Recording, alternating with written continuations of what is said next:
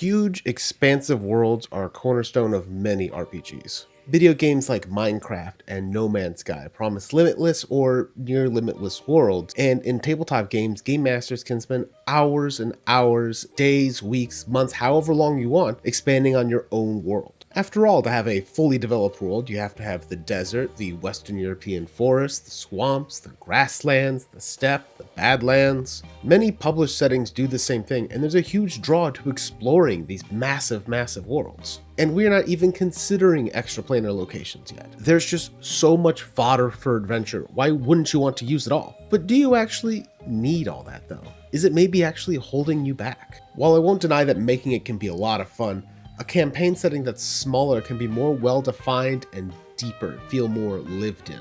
In fact, it'll actually solve a lot of problems that plague game masters running any kind of game. I first started thinking about this when I ran Curse of Strahd. Barovia as a setting is very small, practically claustrophobic. Each hex on the campaign map is 1/4 of a mile, making the whole of the area a mere 22 miles from east to west and 14 miles from north to south. A party can walk from one end to the other in a single day, barring any sanguine interventions. Yet a whole campaign takes place in this space, and in doing so creates new tools and opportunities for game masters and players. In a larger campaign setting where characters journey across dangerous lands like the Fellowship, there's the unspoken expectation they're going to be moving continually forward. Getting lost, staying in town for more than a few days, or circling back tends to be a negative consequence, the result of a bad roll or an encounter of some kind. Most groups will want to be efficient by default, continually moving forward towards their goal, and that makes sense. It takes far more resources to dilly-dally and wander around, and quests tend to be urgent. What this means is usually a party will travel through a given location once, one time. One pass through the town to meet all the NPCs, get to know them a little bit, and then off they disappear into the past. One trek through the haunted forest to learn the history of the place, fight some spooky monsters, and then continue their journey. This can make an adventure feel wide but flat. Why invest in building a relationship with an NPC if you know you're never going to see them again? What use is all the knowledge about this place after you've passed it by? Does it really matter if you burn the whole thing to the ground? You'll never see the consequences of it. Worse yet, what if you do need to double back and revisit that town? Can you really remember the difference between the cleric in Neverwinter and the cleric in Waterdeep? Some worlds can even end up being too big and feeling empty. As much as the true joy is in the journey and not the destination, when the party moves from place to place and it just kind of is a few weeks of them walking, it feels empty, and random encounters can only fill up so much space.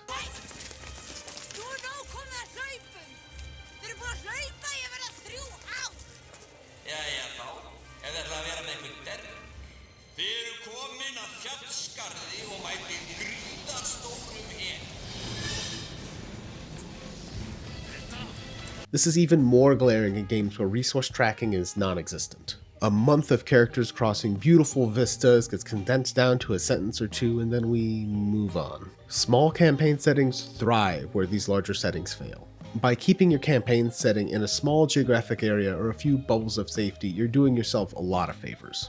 Number 1 on my list is less world building prep. You can still certainly reference people and places outside of the boundaries. They still exist. Staying smaller allows you to focus and get deeper. You can really flesh out local customs, establishments, ecologies in ways that would just be way too overwhelming to do for a larger campaign setting. And it'll make the world feel more lived in. Specificity is key. A smaller world also allows characters to develop relationships with NPCs that are deeper and more meaningful. A shopkeeper can be more than just the accent you put on. It's someone that the player characters continually return to and build a relationship with. They tell stories to. The shopkeeper might have opinions on what the player characters did, or maybe even ask favors of them, like teaching their child how to use a sword. By continually returning to the same NPCs and locations, we can also see them grow and change as a reaction to what the player characters have done. A tavern might name a drink or special after the player characters, or they might upset a noble or local organization. Letting players see the consequences of their action will build investment in the world, because they can see how they can shape it, and it can also prevent extraneous arsons to an extent. Travel between locations also becomes shorter, and I think most games will be better for it. When it doesn't feel like backtracking to return home to visit an NPC or do some shopping, player characters are more likely to do that, and that gives you a great opportunity to open up some of these relationships. That familiarity can also be twisted and used in interesting ways as well. Imagine the party clearing out an ancient temple full of undead, only for a few months later a band of kobolds to move in. They already knew the dungeon and where all the traps were, but not necessarily where any new traps might be. Perhaps these kobolds found a hidden door, or bust through a wall revealing an ancient cavern or catacombs that goes on even deeper than what was previously explained. A familiar location doesn't mean there's nothing new to explore. Monsters can also be enriched by small settings. By making variants of familiar monsters, you can continue to use them as characters gain power, and build a broader base of knowledge across the party than any knowledge roll could.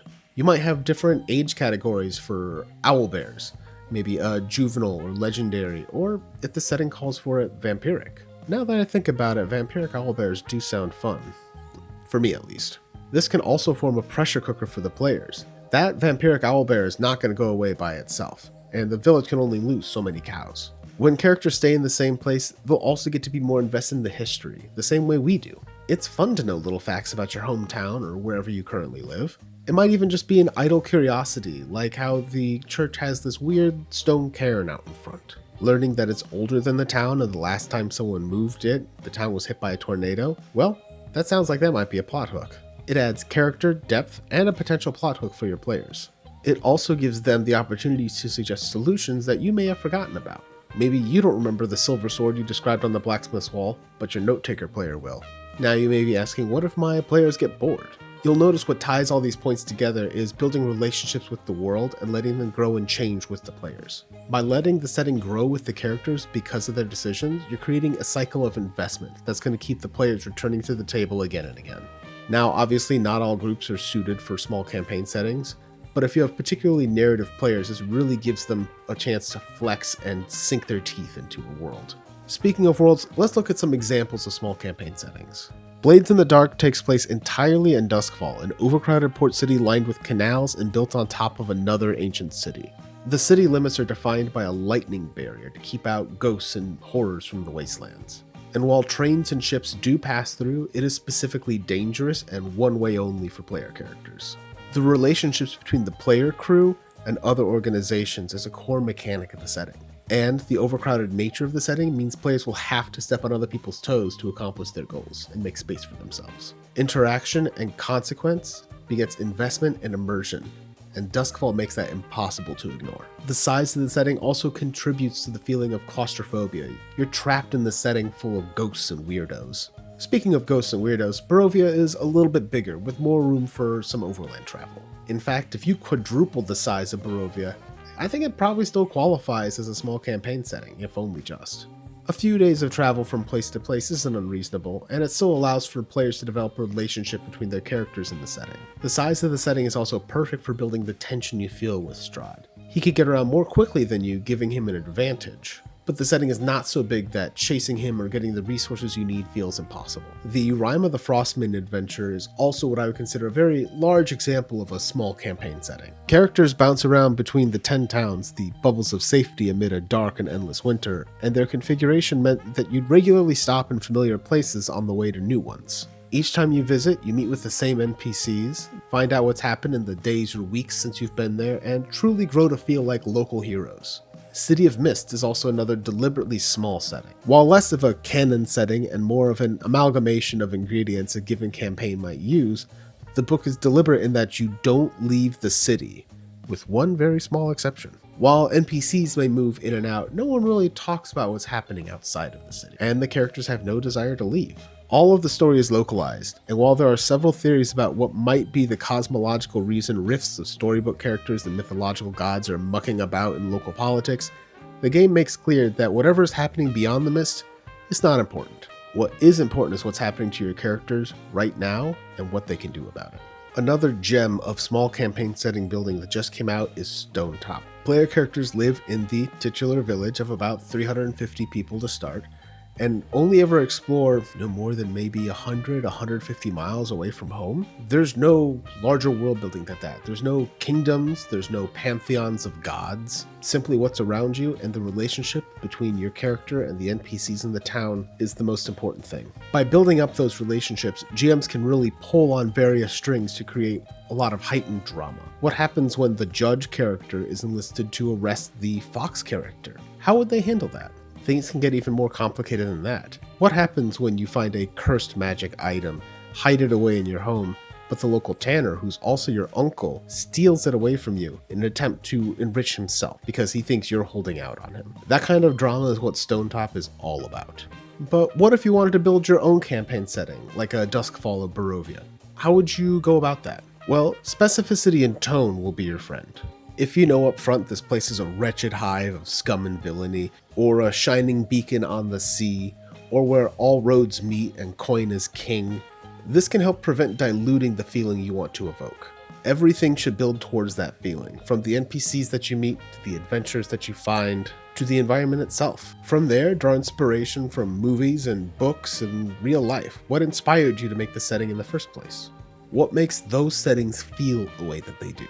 Go ahead and jot down some loose ideas like melancholic rain, or criminal empires, or freshwater as currency. Build a list and find out what connects them all. What is at the core of your setting? Is this a land haunted by regret and tragedy? Or is this a quaint rustic town where everyone bands together when someone's in need? When you build out the setting and mentally walk around, what stands out to you? What makes it unique, and how can the player characters help? If the setting is static or everything's fine, there's not much to do. What are they bringing that no one else can or has? Why hasn't anyone before? And most importantly, why can't or won't people just leave? As you build out this world, ask yourself how the things you're adding in are impacted by the restrictions and tone of the world. In Duskfall, it makes sense everyone's a little bit on edge when you see a stranger scoping out your space, because land and resources are extremely limited, and the people who have needs are not. In Barovia, the only logical thing to do at night is to lock everything down because, well, some spoilers, but I think most of us know there's a creepy ass vampire dude walking around. Some of this will come up during gameplay where you really need to be able to let players influence and shape the world. You can't be precious about it. When players find a non-diegetic limit, an invisible wall or hard limit it feels like they should be able to pass, they're going to disengage. As Game Master, you build up the world until the players are introduced. After that, you build together. And that ability to build together is what's going to keep them coming back session after session. Whatever the geographical size your campaign setting ends up actually being, the more you create opportunities for building relationships with people, places, and locations, and history, the stronger connection your player characters will have, and the more investment they'll have in your game. And a small campaign setting is the easiest way for that to happen. Well, that's just about all the time we have. If you have any questions, comments, or things you'd like us to talk about, you can leave them in the comments below. Shoot us an email at howl@biscuitwolfgames.com, or find us on Blue Sky at Biscuit Wolf Games. You can also find our own games at DriveThruRPG, our itch.io, or just find our website at biscuitwolfgames.com. We'll see you next time.